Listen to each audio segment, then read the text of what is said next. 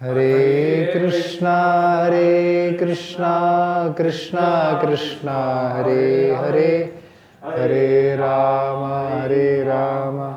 राम राम हरे हरे।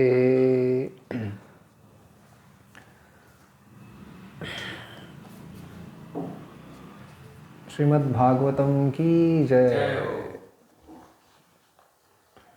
तो आज हम पढ़ रहे हैं भागवतम के पहले स्कंद, दूसरा अध्याय, दिव्यता तथा दिव्य सेवा, और उसमें 12वें श्लोक।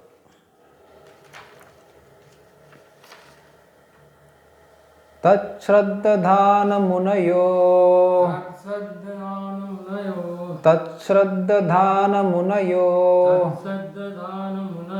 ज्ञान वैराग्ययुक्तया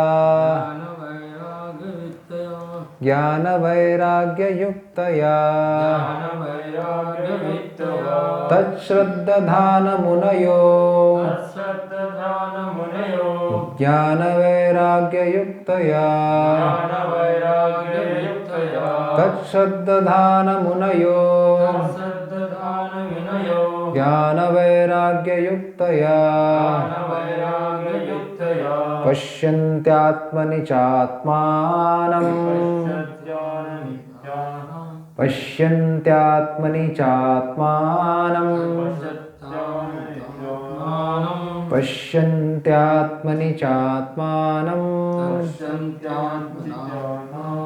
भक्त्या श्रुतगृहीतया भक्त्या श्रुतगृहीतया भक्त्या श्रुतगृहीतया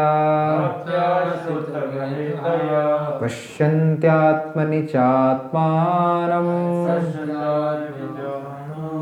भक्त्या श्रुतगृहीतया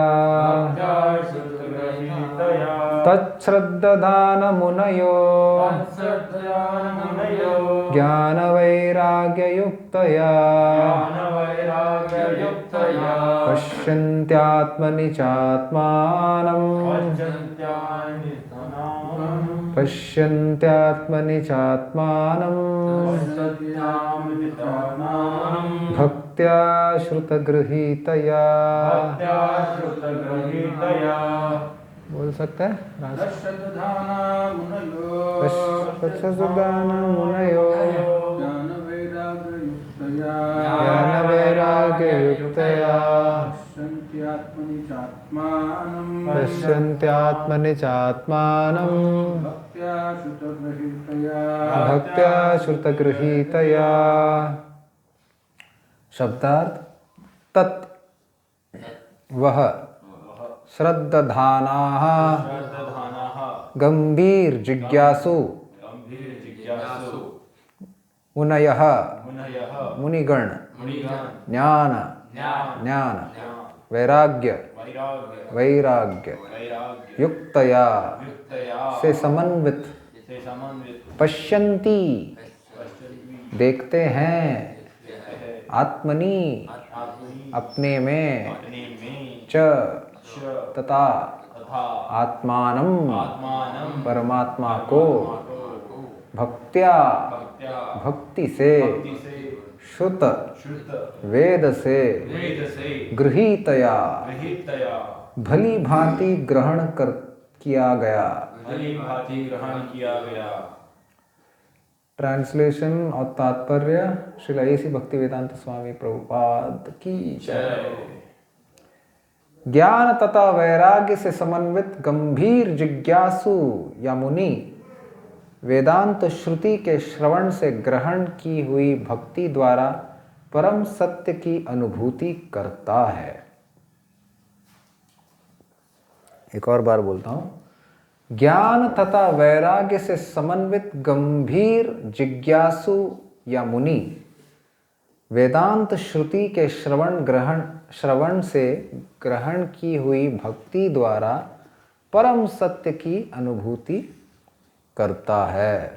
तात्पर्य, ये तात्पर्य काफ़ी लंबा है, तो शायद मैं क्या करूँगा, नहीं नहीं,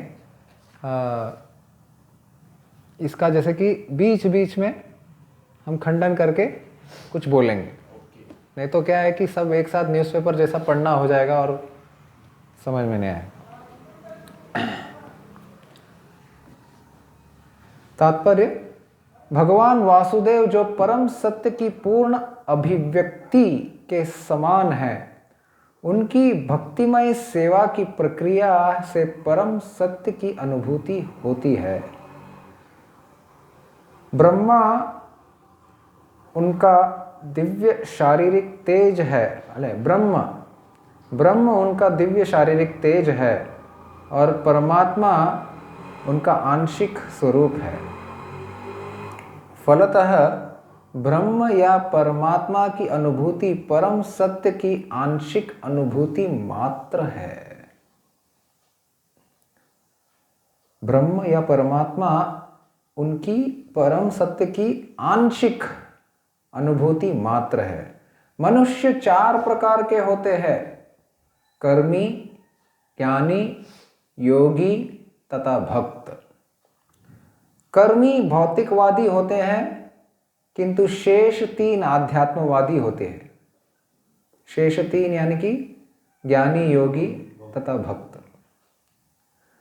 भक्त प्रथम श्रेणी के आध्यात्मवादी होते हैं, जिन्होंने परम पुरुष का साक्षात्कार कर लिया है। दूसरी श्रेणी में वे आध्यात्मवादी आते हैं जिन्होंने परम पुरुष के पूर्ण अंश का आंशिक साक्षात्कार किया है। और तीसरी श्रेणी में वे आते हैं जिन्हें परम पुरुष के दिव्य झांकी का आभास मात्र होता है। तो सरलता के लिए मैं बोलता हूं कि प्रभुपाद बोल रहे हैं कि प्रथम श्रेणी के जो भक्त है, वो व्यक्ति है, साधक है, वो है भक्त, जो भगवान के पूर्ण रूप से कनेक्शन होने की कोशिश करते हैं और होते हैं अंत में जाकर के। और जो दूसरे श्रेणी के आध्यात्मवादी होते हैं, स्पिरिचुअलिस्ट जो होते हैं दूसरे श्रेणी के,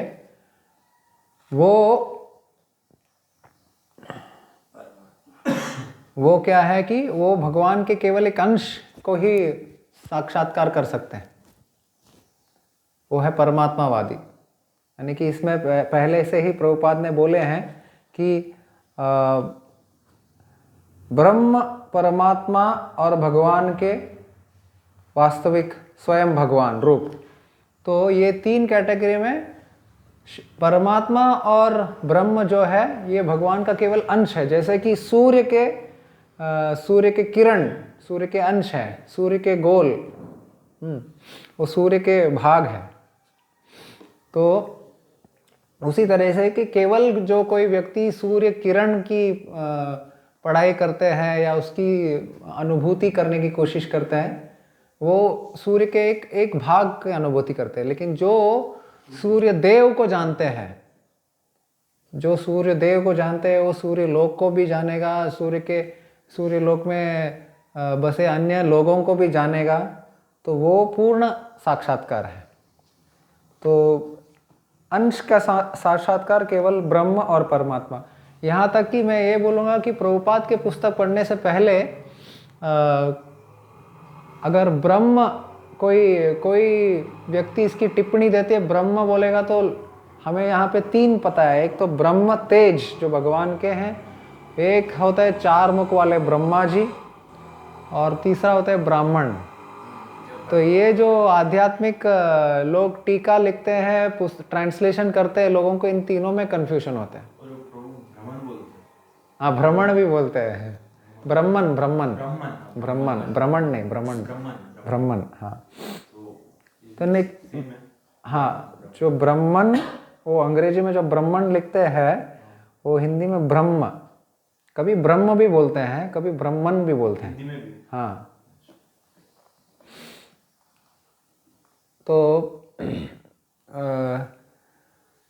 हाँ, यहाँ तो यहाँ पे प्रभुपाद के पुस्तक पढ़ने के बाद हमें क्लियरली ये 3 कैटेगरी के बीच में, ये जब भी ये शब्द आते हैं संस्कृत में, एक ही शब्द आत्मा का शब्द, आत्मा शब्द को कभी कभी शरीर को रेफर करते हैं, कभी कभी माइंड को रेफर करते हैं, कभी कभी इंटेलिजेंस को रेफर करते हैं, और कभी कभी स्वयं आत्मा स्पिरिट उसको रेफर करते हैं, लेकिन कॉन्टेक्स्ट के हिसाब से उसका मतलब चेंज होता है। उसी तरह से कॉन्टेक्चुअली संस्कृत भाषा को समझना चाहिए, वो परंपरा से समझेगा। तो इसके लिए परंपरा में आने वाले ग्रंथ को, परंपरा में आने वाले व्यक्तियों से हमें संपर्क करना चाहिए, जिन्होंने परम पुरुष के पूर्ण अंश का आंशिक साक्षात्कार किया है। और तीसरे श्रेणी में वे आते हैं जिन्हें परम पुरुष के दिव्य झांकी का आभास मात्र होता है। यानी कि ज्ञानी कैटेगरी सबसे, सुनने के लिए तो लगेगा ज्ञानी ज्ञानी, लेकिन सबसे लोएस्ट कैटेगरी है कि केवल वो खिड़की के पास में बैठा रहता है। जैसा कि भगवत गीता तथा अन्य वैदिक ग्रंथों में कहा गया है, परम पुरुष का साक्षात्कार भक्तिमय सेवा द्वारा किया जाता है, जिसके पीछे पूर्ण ज्ञान तथा भौतिक संगति से वैराग्य सन्निहित रहते हैं। यानी कि कभी कभी नहीं, 99% जो लोग बोलते हैं भक्ति के बारे में, हम इस्कॉन से पहले आने में पहले भी, भक्ति तो बहुत सहज है, भक्ति तो बहुत मतलब इजी है, इजी तो डेफिनेटली है, लेकिन डिफिकल्ट भी है, क्योंकि हर दिन वही करना है, और भक्ति मतलब सीरियसली करना है, प्रामाणिक तरीका से करना है, लेकिन लोग ने उसको सहजीय एक्टिविटी बनाया है, मतलब उसको बहुत मिनिमाइज किया है।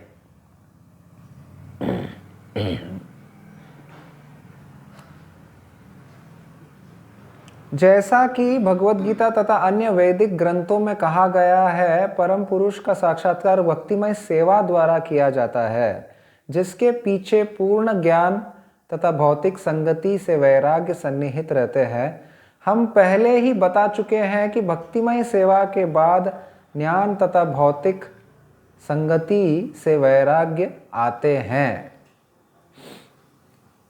तो ये श्लोक में एक्चुअली सुखदेव सूत गोस्वामी एकदम प्रस्थापित करते हैं नैमिषारण्य के ऋषियों को कि वो ऑलरेडी ये एस्टेब्लिश कर दिया है कि सबसे ऊंचा कार्य कोई भी व्यक्ति को करने के लिए क्या है, वो भक्ति है, और पूरे शास्त्रों का निचोड़ वो भी भक्ति है।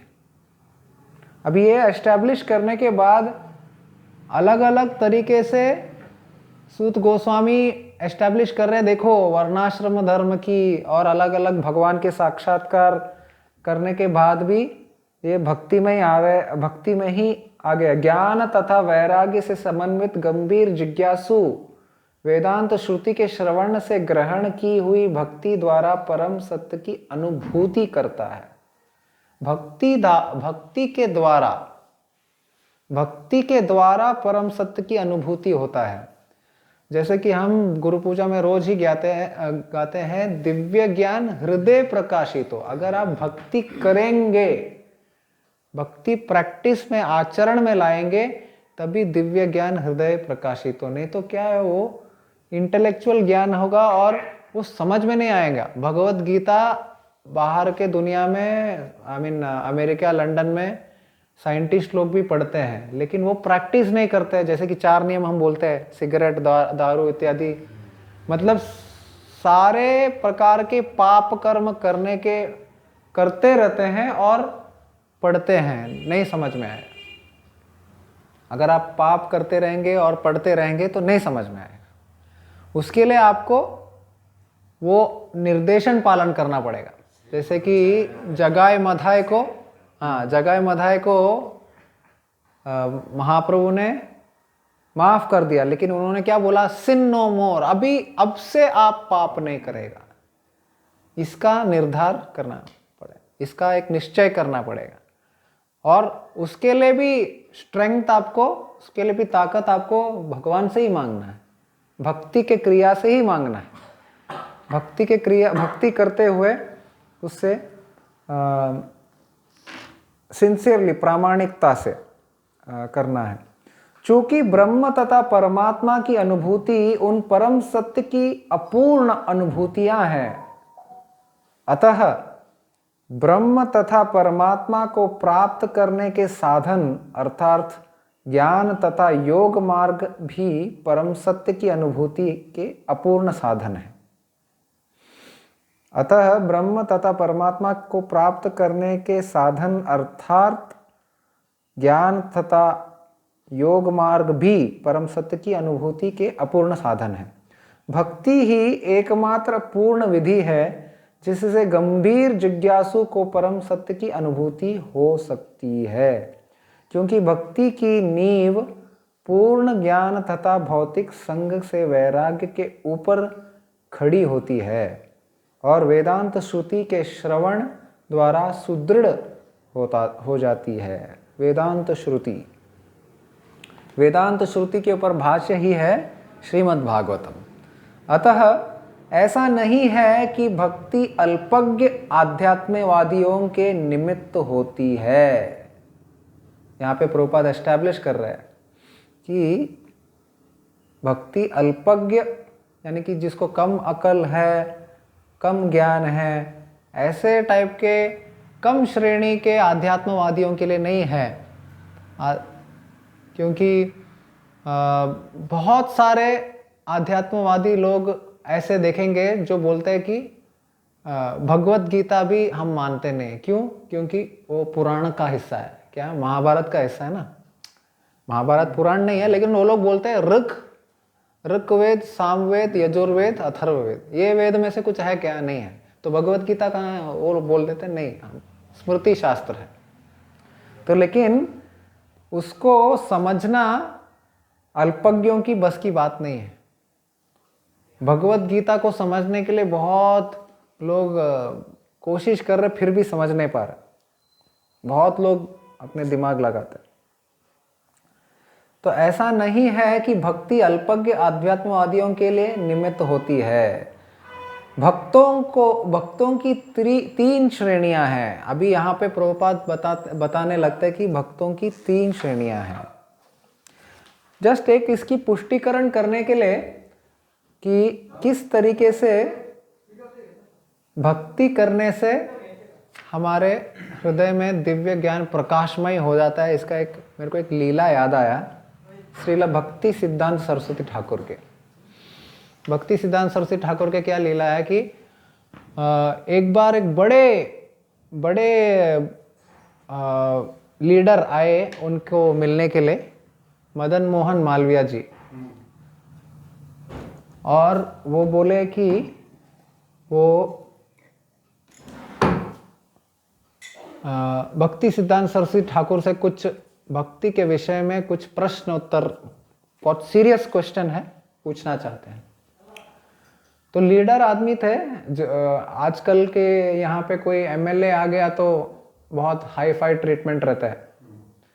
तो एमएलए के भी लीडर टाइप आदमी थे मदन मोहन मालवीय जी। दूर से आए थे, ऐसे नहीं कि पास से आए थे।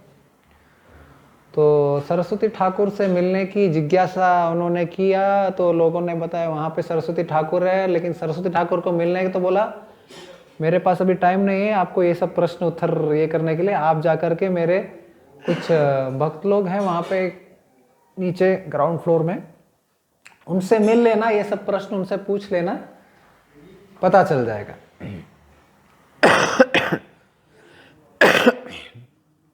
तो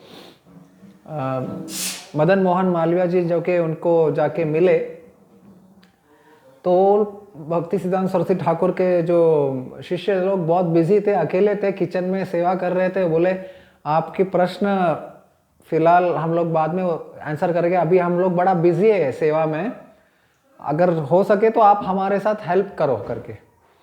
तो फिर मदन मोहन जी भी क्या है कि वो विनय पूर्ण मतलब हम्बल व्यक्ति थे, तो वो सेवा करने लगे, और पूरा दिन भर सेवा किया।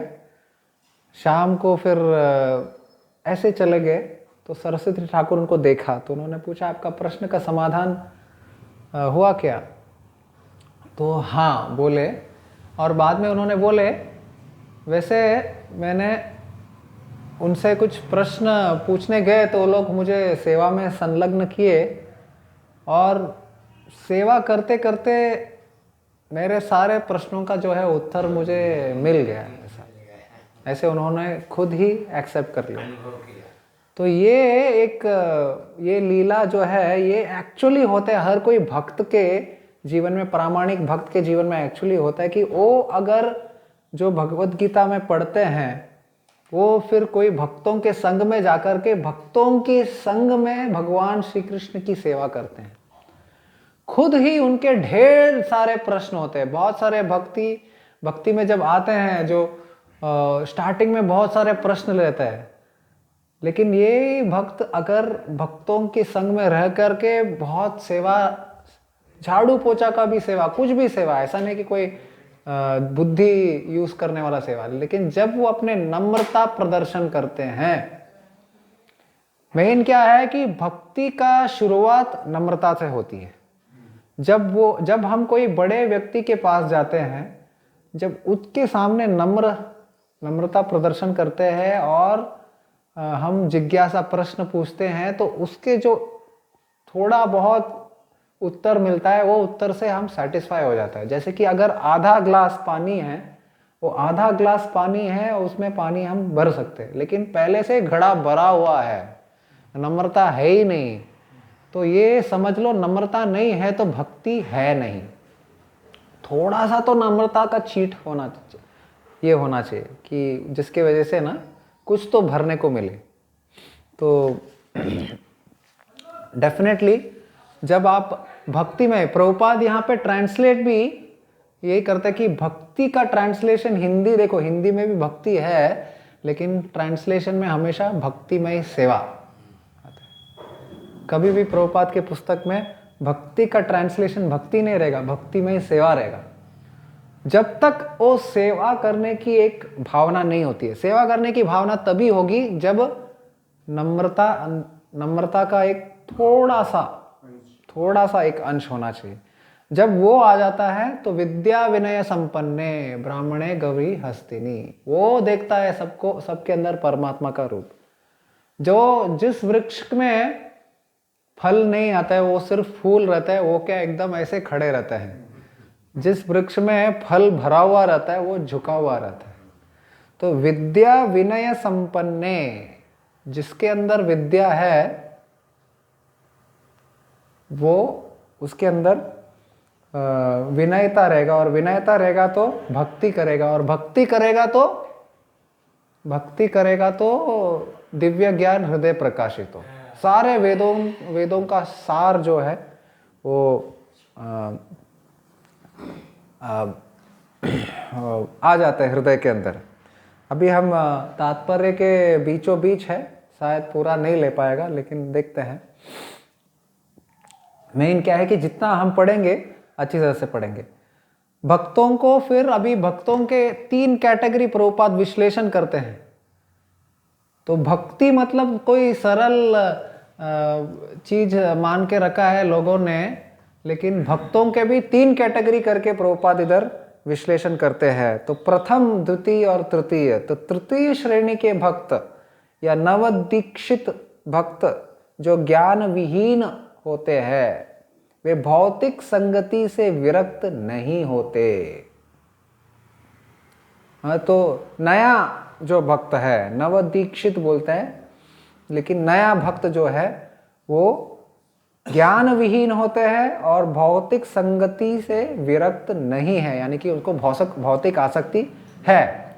वे तो मंदिर में अर्चा विग्रह की पूजा की पारंपरिक प्रक्रिया के प्रति ही आकृष्ट होते हैं, यानी कि वो भगवान के अर्च विग्रह की सेवा वगैरह करने में बहुत आसक्ति रहते हैं उनको, लेकिन ऐसे भक्त भौतिक भक्त कहलाते हैं। हाँ, उनको क्या है कि ये अलग अलग पूजा विधि और भगवान की अर्च विग्रह की सेवा, मंदिरों में जाएगा तो बहुत रोएंगे धोएंगे सब कुछ करेंगे, हाँ पुजारी सब करेंगे, लेकिन साथ ही उनको भौतिक आसक्ति भी रहती है, उसको भौतिक भक्त बोलते हैं। ऐसे भक्त आध्यात्मिक लाभ की अपेक्षा भौतिक लाभ के प्रति अधिक आसक्त हो रहते हैं। आध्यात्मिक लाभ के बारे में कुछ उनको मालूम भी नहीं क्या है। इनफैक्ट ऐसे बोलता है कि जो स्टार्टिंग में प्रभुपाद ने बोले कि कर्मी, ज्ञानी, योगी तथा भक्त बोलते हैं ना, उसमें जो एक कर्मी कैटेगरी वाले जो लोग हैं ना, उसमें भी आज की दुनिया में दो कैटेगरी आते हैं कि एक है जो अधर्म के मार्ग में भौतिक चीज प्राप्त करने की कोशिश करते हैं। अभी वो कर्मी नहीं है, वो अधर्मी है, लेकिन फिर भी वो कर्म करते हैं। और ये जो कर्मी कैटेगरी है, जो शास्त्र के अध्ययन से कर्मकांड वगैरह करते हुए अपने ये क्या जो भी इच्छाएं की पूर्ति करती है, ये जो कैटेगरी के लोग हैं, लोगों को लगता है कि ये भक्त है करके, क्योंकि इतने सारे यज्ञ, अनुष्ठान, पूजा ये सब करते हैं ना। लेकिन ये सबसे नीचे स्तर के चौथे कैटेगरी पे, जिसको भगवान के बारे में कुछ ज्ञान ही नहीं है, ऐसे कर्मी के बाद, बहुत कर्म करने के बाद जब उब जाते हैं, तब सोचते कि है कौन भगवान। फिर वो सोचते ये सब कर्मकांड क्यों कर रहे, करके करके करके वो अगला श्रेणी ज्ञानी कैटेगरी पे आता है। वो शास्त्र का सब पठन ऐसे करते हैं कि वो ढूंढने लगते हैं भगवान के लिए। तो वो ज्ञानी के स्तर है। वो क्या, वो मंदिर के खिड़की के वहाँ पे बैठा है, उसको केवल आभास है, उसको लगता है कि अव्यक्त ब्रह्मन है, यानी कि भगवान असली में अव्यक्त है, निराकार, जिसका कोई स्वरूप नहीं है, ऐसा करके। और फिर आगे जब बहुत ज्ञान पढ़ लेते, बहुत शास्त्र पढ़ लेते, फिर उनको समझ में आते रे कुछ ध्यान करना चाहिए, कुछ ध्यान करना चाहिए। तो फिर उनको समझ में आता है कि चतुर्भुज रूप के ऊपर ध्यान करते हो। ध्यान की जब सेवा, जब नम्र बन करके ध्यान की थोड़ा सेवा, ध्यान करते हैं भगवान के चतुर्भुज रूप पे, तब जाकर के उनको एकदम साक्षात्कार हो जाता है। चतुर्भुज भगवान की जो फॉर्म है दिख जाता है उनको बहुत करने के बाद। ऐसे ध्यान करने के बाद बहुत उनके ऊपर कोई भक्तों की कृपा हो गई, तो उनको समझ में आता है कि अरे सेवा भी करना चाहिए। तभी जाकर के लास्ट में भक्त जो है बन जाता है वो। लेकिन यहाँ पे अभी बोलते हैं कोई डायरेक्टली जब भक्ति में आते हैं तो उसके अंदर ढेर सारे भौतिक इच्छाएं होती है, तो भौतिक इच्छाओं के साथ वो आसक्त रहते हैं और वो भौतिक भक्त कहलाते हैं। अतः मनुष्य को इस भौतिक भक्ति से उन्नति करके भक्ति के द्वितीय अवस्था प्राप्त करनी होती है, क्योंकि आध्यात्मिक लाभ हमको सोचना है द्वितीय श्रेणी पे। इस द्वितीय अवस्था में भक्त को भक्ति की दिशा में चार तत्व दिखाई पड़ती है। परमेश्वर, उनके भक्त, अज्ञानी तथा ईर्ष्यालु। अतः बहुत संक्षिप्त में प्रभुपाद बताते हैं, मनुष्य को कम से कम इस द्वितीय श्रेणी के भक्त की अवस्था तक उठना होता है, जिससे वह परम सत्य को जानने का पात्र बन सकते हैं। मतलब प्रथम श्रेणी, तीसरे कैटेगरी के जो भक्त है वो केवल उनको इच्छा है भगवान के, उनको इच्छा है केवल भगवान और मैं, और कोई उनको मालूम नहीं है। सेकंड कैटेगरी के लोग को भगवान है, मैं भी हूं, लेकिन और क्या है, भक्त है, ईर्ष्यालु लोग है और अज्ञानी लोग है। ये तीन कैटेगरी में वो वो देखते हैं कि उससे फर्क क्या है। तो अलग अलग लोगों, ईश्वर के साथ प्रेम है, उनके ईश्वर के साथ प्रेम का रिश्ता है, भक्तों के साथ उनका फ्रेंडशिप है। अज्ञानी लोगों के साथ, अज्ञान जिनको भक्ति के बारे में ज्ञान नहीं, उनको ज्ञान मतलब इनोसेंट है, उनको ज्ञान नहीं, तो उनको जो हमको मिला है वो उनको भी देना, वो एक कृपा भावना है। और ईर्ष्यालु लोग, जो द्वेषी लोग हैं, उनको, उनसे वो दूर ही रहता है, उनको दूर रखना है। तो ये चीज है, कम से कम बोलता है प्रभुपाद, हमें ये कैटेगरी तक जानना है कि किसकी संगति हमको लेना है, किसकी संगति नहीं लेना है, क्या सुसंगति है, क्या कुसंगति है, इसका ज्ञान तो कम से कम हमको मालूम होना चाहिए।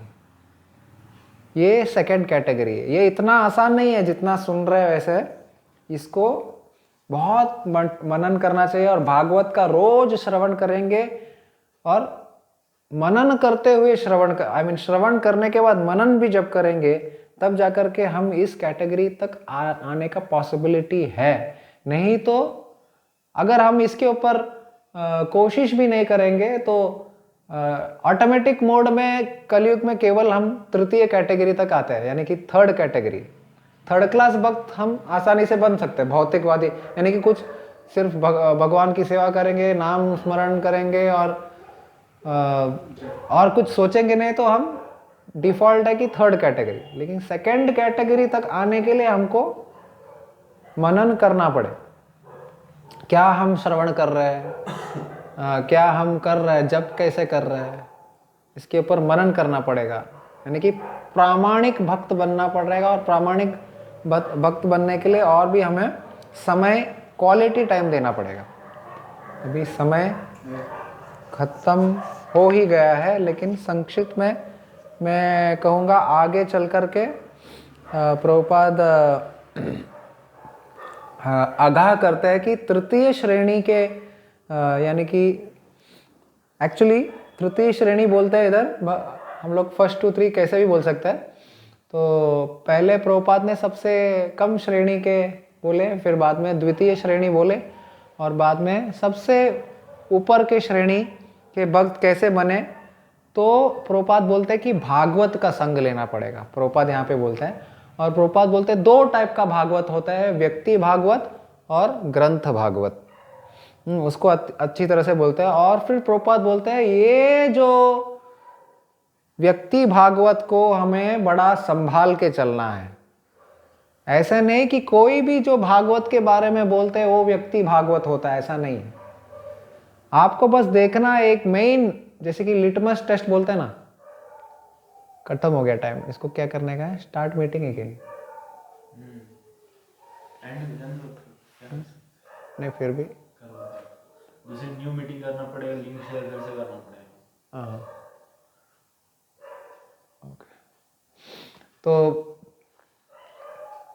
हो गया ना? नहीं हो गया लिंक शेयर करना पड़ेगा। अच्छा, लिंक शेयर करना पड़ेगा। वो लिंक ऑलरेडी वो शेयर्ड वाला इससे नहीं चलेगा। नहीं, वो एक्सपायर हो गया। ऐसा क्या? ऐसा 45 मिनट से ज़्यादा चाहिए तुमको time, then you have to take the premium pack on Zoom। ओ पैसा देना पड़ेगा। अच्छा, इतना तो पैसा नहीं है बाबा। Premium pack. और जूम वैसे नॉन बोनाफाइड है वैसे, गूगल होना चाहिए ना। हरे कृष्ण। हो गया लोग आ रहे तो ठीक है। वेटिंग रूम ऑफ कर दिए?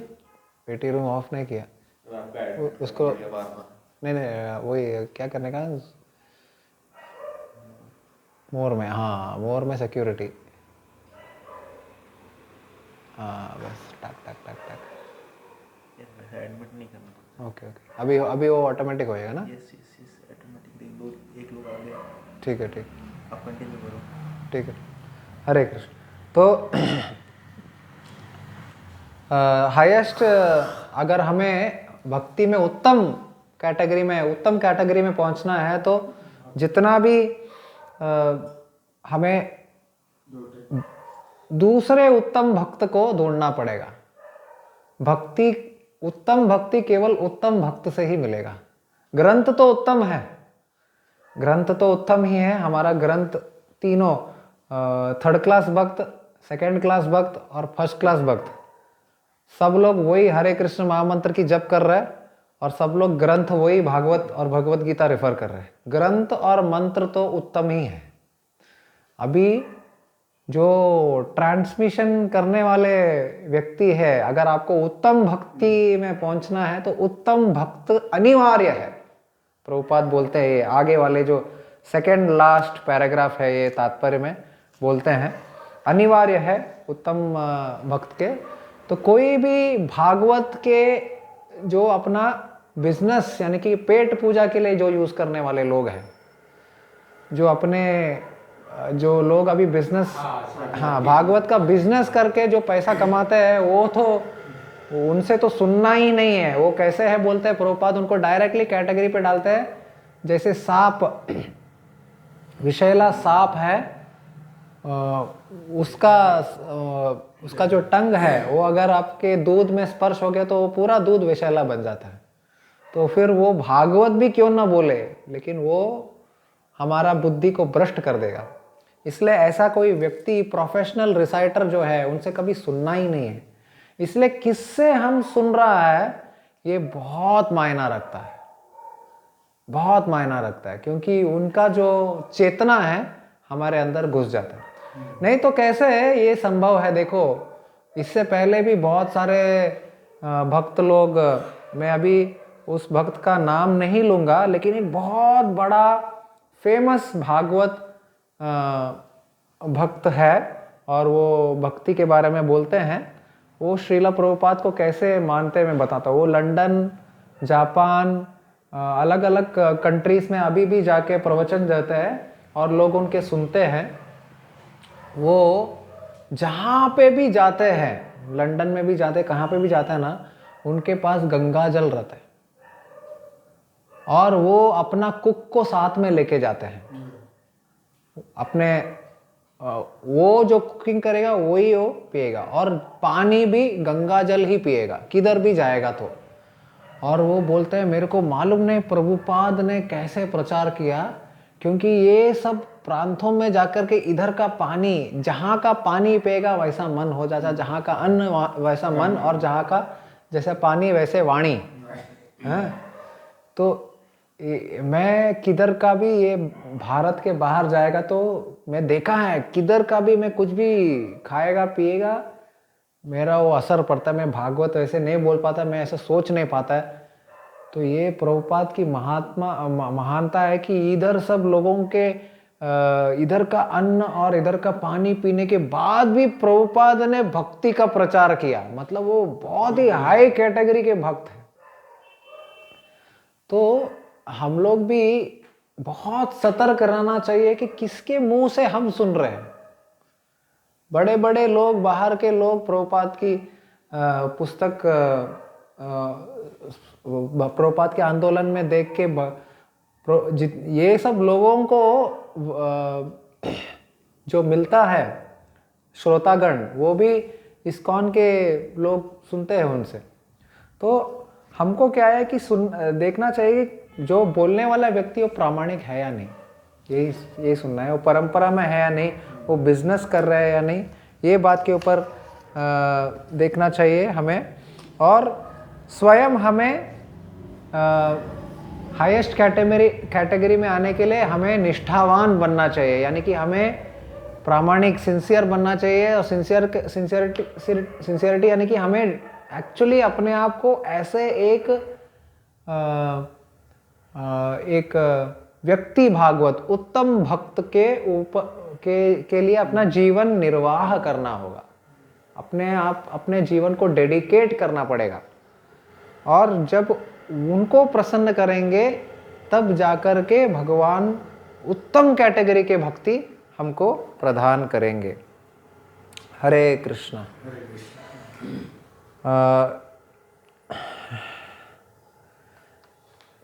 हरे कृष्णा। श्रील प्रभुपाद की जय। ग्रंथराज श्रीमद् भागवतम की जय।